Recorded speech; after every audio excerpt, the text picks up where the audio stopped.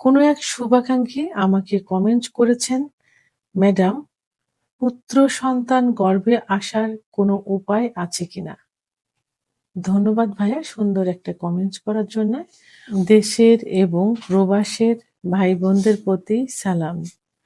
আসসালামু আলাইকুম। আমি প্রভাষক ডাক্তার রিক্তা পারভিন, হোমিওপ্যাথি এবং আয়ুর্বেদিক চিকিৎসক। চেম্বার সেবা হোমিও কমপ্লেক্স অ্যান্ড সেবা ডিজিটাল ল্যাব, উপজেলা মডেল মসজিদের পূর্ব পাশে, শিমুলিয়া, মাগুরা।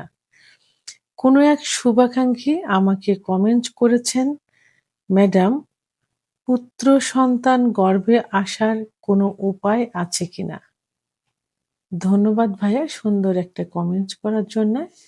অনেকেই কিন্তু এই প্রশ্নটা করে থাকেন যে পুত্র সন্তান কিভাবে আমরা গর্ভে নিব?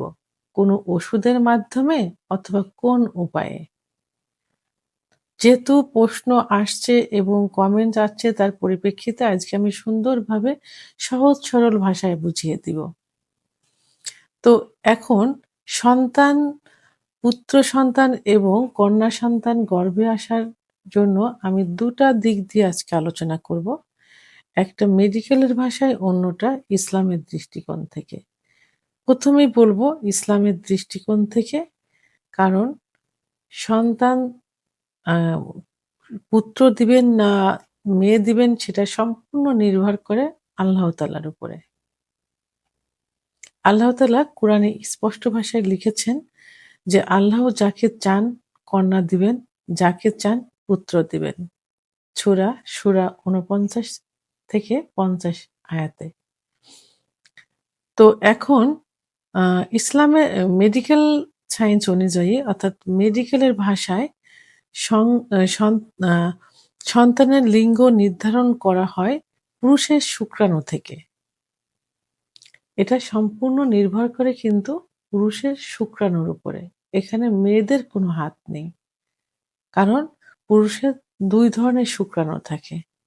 একটা থাকে এক্স শুক্রাণু, এটা হলো মেয়ে। আরেকটা থাকে ওয়াই শুক্রাণু, এটা হলো ছেলে। তো এখন ওয়াই যে শুক্রাণুটা থাকে, এই ওয়াই শুক্রাণুটা কিন্তু খুব দ্রুত যায় এবং অল্প দিন বেঁচে থাকে। আর এক্স যে শুক্রাণু, এটা ধীরে ধীরে যায় এবং অনেক দিন বেঁচে থাকে।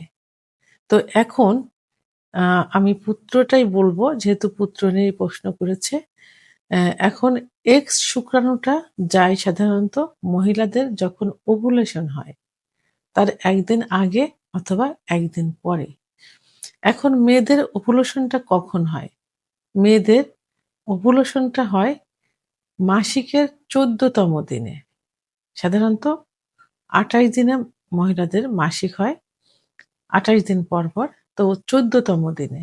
তা এই এ এ ওয়াই শুক্রাণুটা এই যে ১৪তম দিনে হয়, তার ১ দিন আগেও হতে পারে, ১ দিন পরেও হতে পারে।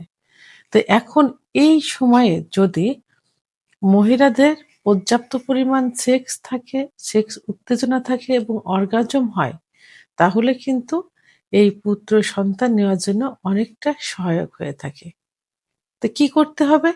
এই সময় শুধুমাত্র মহিলাদের পুষ্টিকর খাবার খেতে হবে, আর পুরুষের দুধ, ডিম, খেজুর, কাজু বাদাম, মধু, ঘি এগুলো পর্যাপ্ত পরিমাণে খেতে হবে।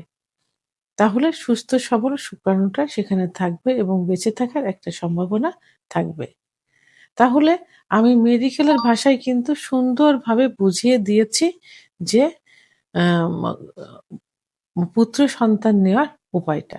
একদম সহজ ভাষায় কিন্তু এটা। আপনারা শুধু একটু খেয়াল রাখবেন যে ওভুলেশনটা কখন, মাসিকটা কবে হয়েছে, মাসিকের যেদিন মাসিক হবে সেদিন থেকে হিসাব গণনা করতে হবে। গণনা করে ১৪তম যেদিন, ওইদিন ওভুলেশন হয়। তাহলে ১৪তম দিন হিসাব করে ওভুলেশনের ১ দিন আগে অথবা ১ দিন পরে আ এই এ এক্স ওয়াই শুক্রাণুটা বের হবে। তাহলে আপনারা ২ দিনে আপনারা সহবাস করবেন এবং আ তাহলে আপনাদের আশানুরূপ একটা রেজাল্ট আসবে। তবে সবসময় মনে রাখতে হবে যে এটা সম্পূর্ণ নির্ভর করে কিন্তু আল্লাহ তাআলার উপরে। আল্লাহ তাআলার উপর ভরসা রাখতে হবে আর নিজেদেরকে চেষ্টা করতে হবে। আশা রাখি আমি সুন্দরভাবে আপনাদেরকে বোঝাতে পেরেছি। ভিডিওটি সম্পর্কে যদি কোনো মতামত থেকে থাকে অবশ্যই কমেন্টসের মাধ্যমে জানাবেন। আর ভিডিওটি ভালো লাগলে লাইক, কমেন্ট, সাবস্ক্রাইব করে আমার সঙ্গে থাকুন। আল্লাহ হাফেজ।